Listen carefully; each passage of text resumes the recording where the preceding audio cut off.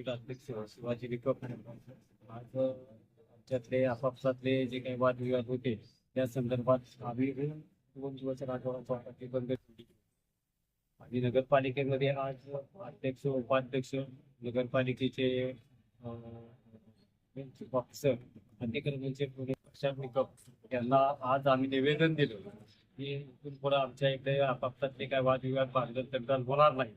तसेच आरोग्याविषयी आमचे मित्र धनंजय जांभळे यांना सुद्धा एक निवेदन देऊन अशी विनंती केली की इथून पुढे आम्ही कुठल्याही प्रकारे घाण कचरा वगैरे इथं करणार नाहीये आणि त्या पद्धतीने त्यांनी आम्हाला सूचना केल्या. आम्ही त्यांना मार्गदर्शन केलं की इथून पुढे घाण वगैरे काय होणार नाही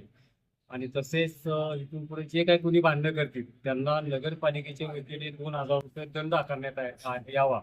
आणि त्यांच्या गाड्या 1 महिन्यासाठी सस्पेंड करण्यात यावं असे आम्ही निगडीत त्यांना निवेदन दिलं आणि त्या निवेदनाला मान देऊन त्यांनी सांगितलेले की ठीक आहे इथून पुढे अशा कुठल्या घटना घडू नये आणि त्यांना संबंधित त्यांना ते दंडाची रक्कम नगरपालिकेमध्ये जमा करायला सांगितलेली आहे आणि ते जमा केल्यानंतर राजवाडा चौपाटी उद्या सकाळपासून पूर्ववत चालू होईल.